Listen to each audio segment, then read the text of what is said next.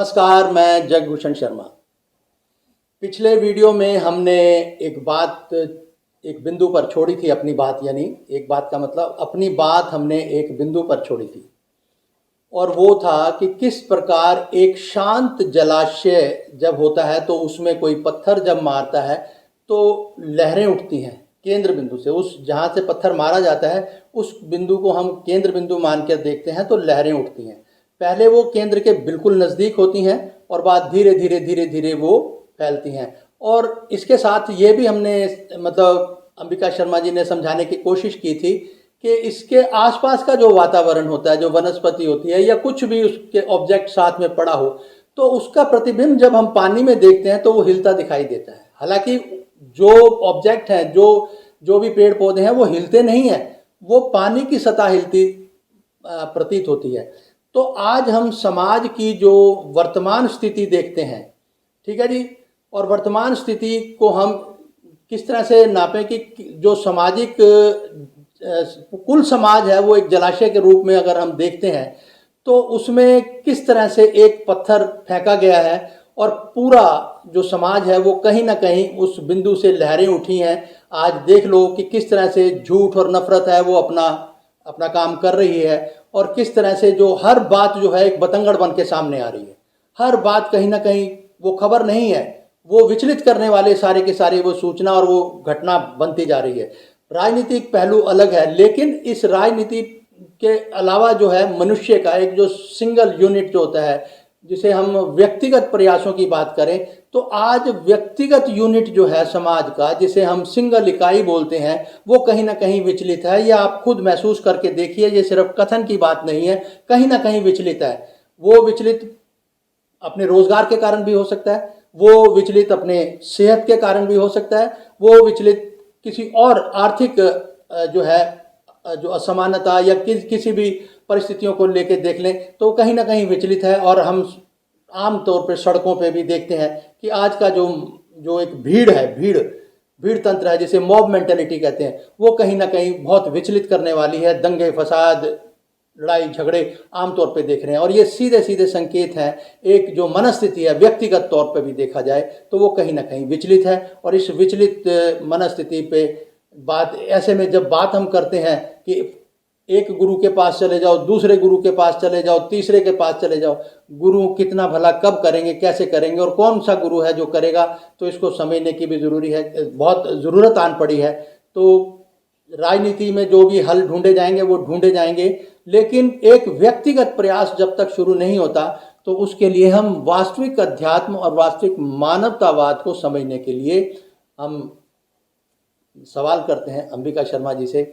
अंबिका शर्मा जी, आप ये बताइए कि योग से ही हमारी बात शुरू हुई थी और वो जो योग कहा जा रहा है वो शारीरिक व्यायाम है, उसने तो कुछ भला करना नहीं। मैं अगर हाँ, अपने व्यक्तिगत शरीर का जो जैसे मर्जी आप रख रखाव करो, लेकिन शरीर एक साधन है और जो वास्तविक शक्ति है वो आत्मा और मन है उसकी। और ये एनर्जी जो है इसको हमने समझना है कि आत्मा की जो खुराक है, आत्मा का जो जिसे हम कहते हैं कि एक विशुद्ध आत्मा जो एक पूरे समाज के वातावरण को, कुल मानव समाज के धरती पर जो बसा जो मानव समाज है उसको बिल्कुल स्वर्ग तुल्य बना सकती है, तो ऐसी स्थिति कब आ सकती है? तो इसी पर हम पहला प्रश्न करते हैं। तो अंबिका जी क्या कहना चाहेंगे?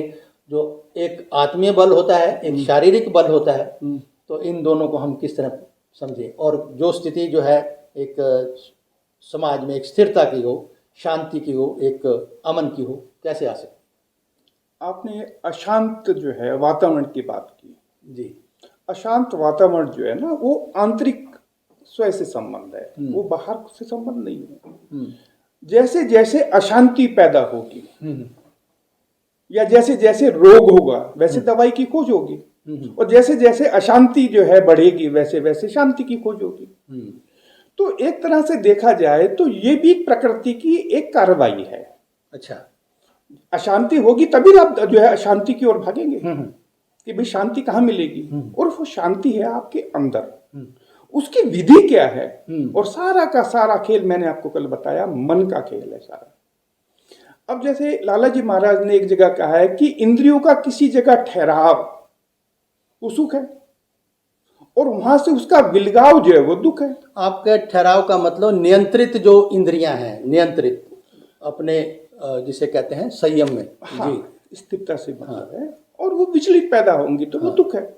कितना सिंपल सा भाषा में बताया है। तो हमने जो है कल हल्का सा लाला जी का जिक्र किया था, और मेरे एक भाई हैं संजय जी और राजेश जी, मैं आपका बहुत धन्यवाद करता हूँ। कल आपने जो मुझे उसको करेक्ट कराया, मैं फ्लो के अंदर बोल गया 14 जो है मुझे अगस्त बोलना था, लेकिन मैं 14 फरवरी बोल गया। लाला जी महाराज की महासमाधि का दिन 14 जो है अगस्त ही है। 14 अगस्त की बात से मुझे एक बात याद आ गई। सन कौन सा हो सकता है? सन जो है आपका 1931।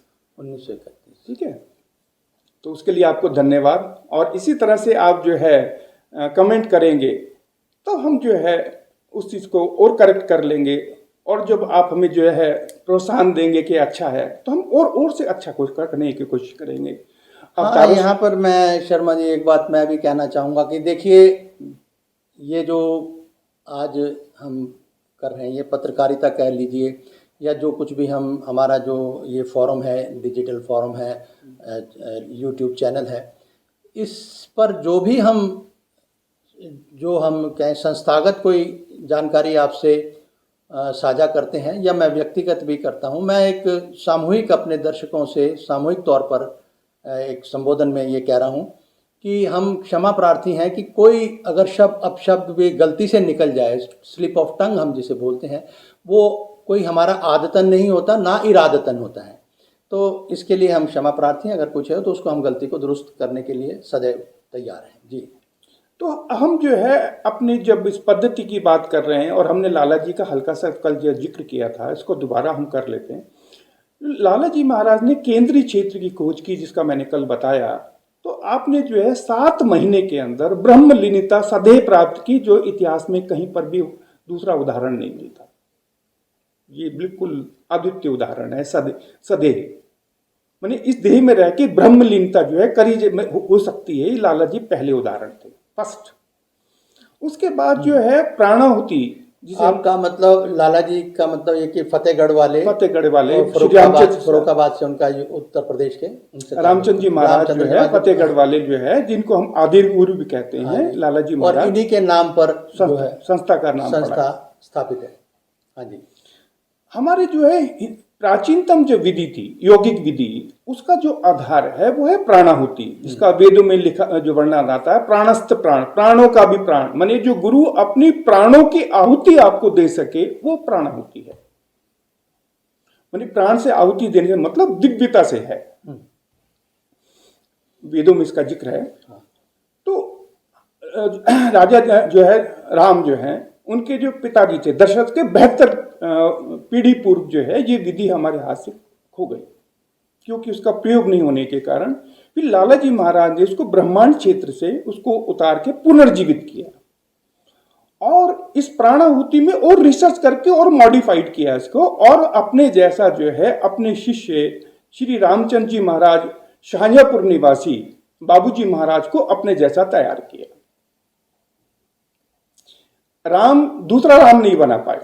यहाँ पर मैं एक छोटा सा प्रश्न करना चाहूँगा कि एक कहते हैं कि काबिल फाजिल मुर्शद, हम उर्दू भाषा में कहते हैं, ठीक है, गुरु जिसे कहते हैं, एक काबिल फाजिल गुरु को एक योग्य जब कोई शिष्य प्राप्त हो, चेला हो, मुरीद कहते हैं जिसे, वो कैसे, जो आपने बात करी इनकी बाबूजी महाराज की, ये इनका और इनका कैसे वो मेल हुआ? दरअसल करीब 80 किलोमीटर दूर है जो है आपका फतेहगढ़ और शाहजहांपुर। अच्छा।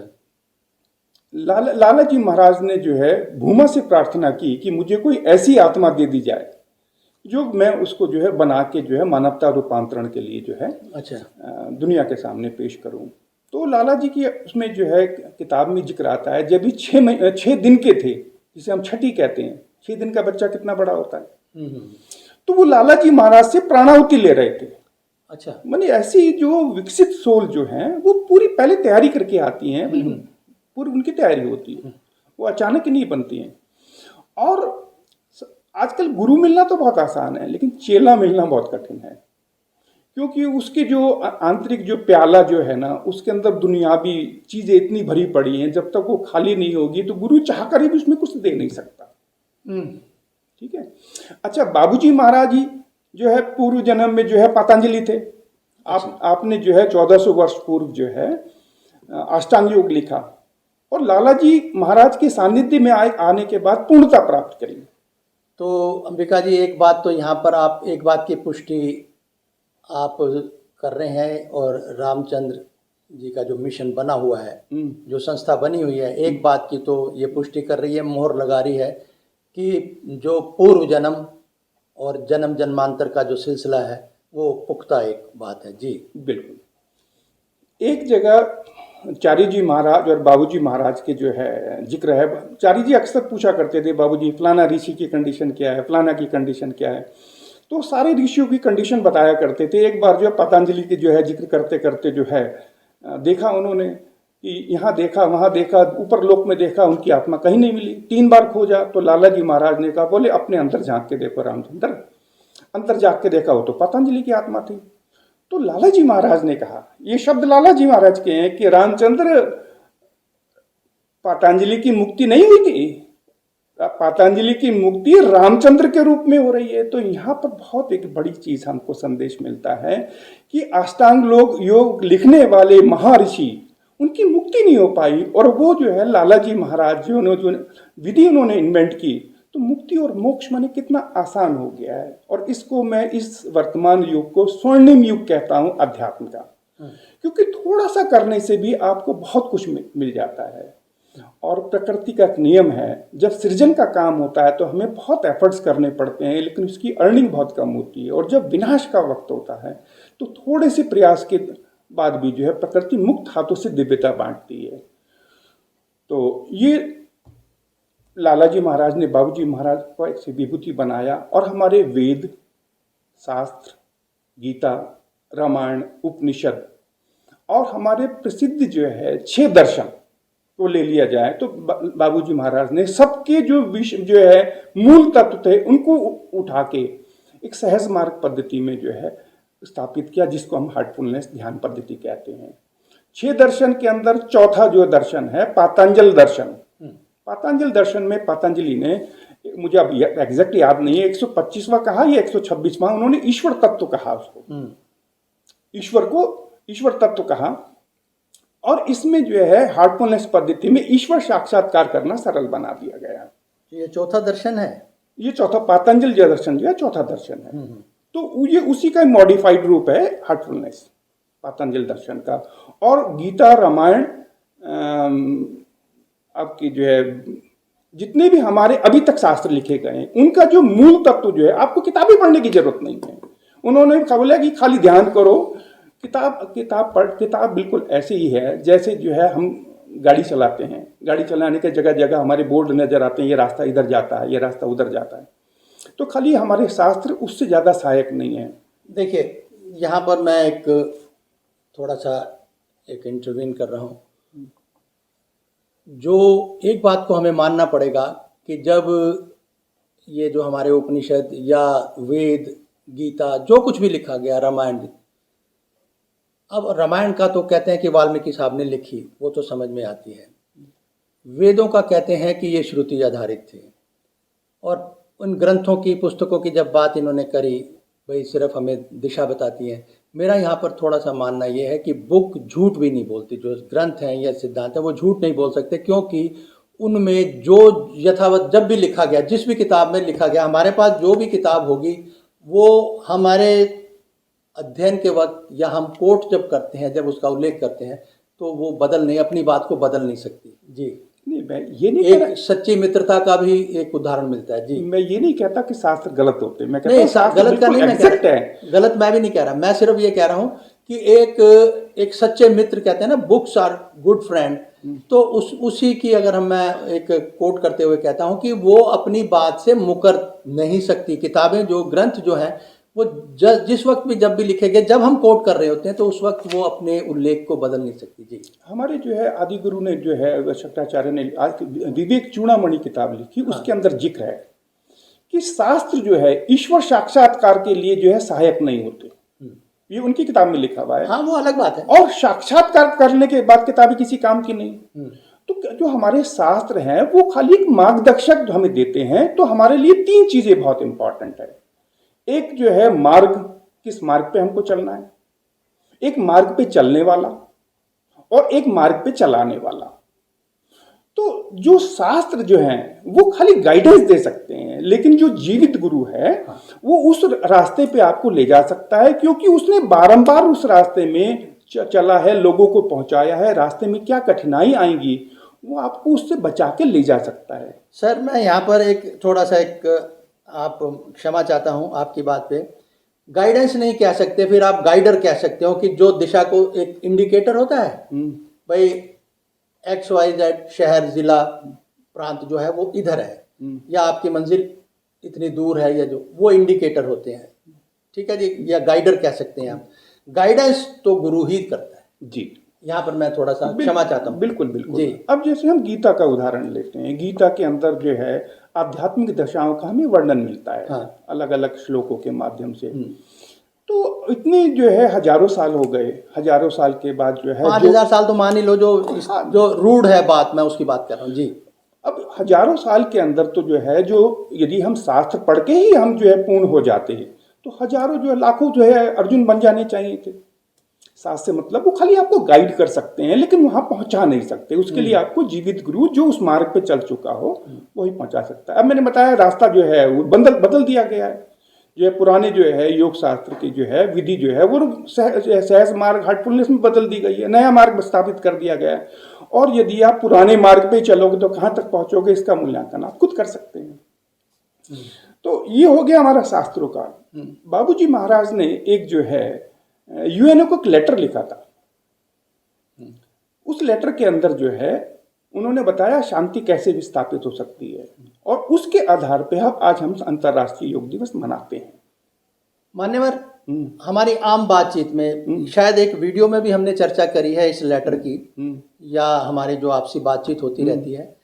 ये जो लेटर है लगभग 80-82 साल पहले लिखा गया 1950 में 1950 में। हाँ, तो उसको मान ले उसकी आप कॉपी लगा दीजिएगा उसमें, ठीक है। तो उस हिसाब से भी 75-80 साल पुरानी बात है। हाँ। लेकिन अगर हम योग दिवस की बात करते हैं वो तो 2015 में। बिल्कुल बिल्कुल जी हाँ।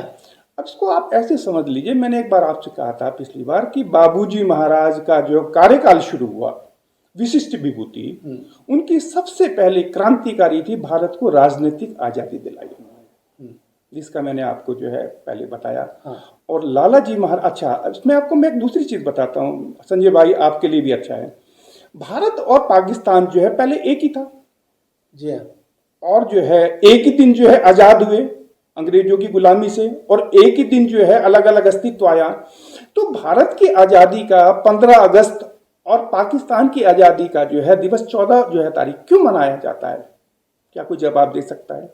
उसका कारण ये है, बाबूजी महाराज ने ऐसा स्थिति बनाया क्योंकि 14 अगस्त को जो है लाला जी महाराज की महासमाधि का दिन है, मेरे गुरु की महासमाधि वाले दिन ये जो है स्वतंत्रता दिवस न मनाया जाए, इसलिए एक दिन उसको उन्होंने टाला। देखने में तो जो है हमारे राजनेता करते हैं, लेकिन असली पर्दे के पीछे खेल जो है विशिष्ट विभूति करती है। इसका तीसरा उदाहरण देखिए, यूं समझ सकते हैं हम लोग कि जो परम शक्ति है उसका प्रतिनिधित्व आम भाषा में कहते हैं कि अवतार करते आए हैं। 24 अवतार तो विष्णु जी के भी माने गए हैं, कृष्ण के भी 10 अवतार, ऐसा आप पढ़ोगे तो सब पता चल जाएगा। परम शक्ति अदृश्य है, दिखती नहीं, नियंत्रित किया हुआ नियंता वही है। अपना कोई ना कोई प्रतिनिधि वो अपना चुनती है, जिस तरह से भी चुनती है, अवतार के रूप में, विशिष्ट जो सोल हैं उनके रूप में भी। तो मैं इस बात को कह रहा हूँ कि प्रत्यक्ष पे आप विचलित मत होइए, क्योंकि जो एक नियंत्रण, वास्तविक नियंत्रण करने वाली शक्तियाँ होती हैं वो कभी सामने इतनी जल्दी आती नहीं। जी, आपने अभी अंतर्राष्ट्रीय योग दिवस की बात करी। अंतर्राष्ट्रीय योग दिवस की आधारशिला आपको पता होनी चाहिए, वो है शांति और सामंजस्य। हमारी मन की गति जब अधोगति होती है, उसकी गति जब हमारी जो है आत्मा पे लाके टिके आ जाती है, तो शरीर का गुण है अशांति और आत्मा का गुण है शांति।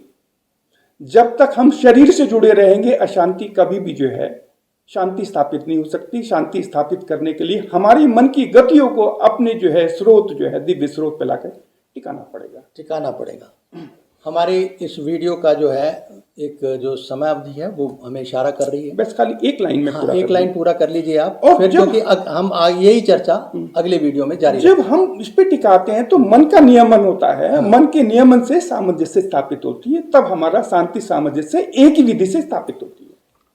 मन जीते जगजीत, मैं तीसरी वीडियो में कह रहा हूँ, मन जीते जगजीत। मन को नियंत्रित करना बहुत ज़रूरी है, और उससे पहले मन नियंत्रित तो तब होगा जैसे आत्मीय जो खुराक है, आत्मीय खुराक सद्गुणों की है, वो अवगुणों की नहीं है, जिसे वाइसिस कहते हैं अंग्रेजी में। काम क्रोध लोभ मोह इस अहंकार में आज हम फंसे हुए हैं। जो समाज में अस्थिरता और विचलन हम देख रहे हैं, ये वाइसिस के जो लॉ ऑफ वाइसिस है ना, अब अवगुणों का जो एक कानून बन गया हमारे ऊपर, इसको समझने की ज़रूरत है। हम यही चर्चा अपने अगले वीडियो में जारी रखने वाले हैं, और फिलहाल इस वीडियो में इतना ही। फिर मिलते हैं। नमस्कार।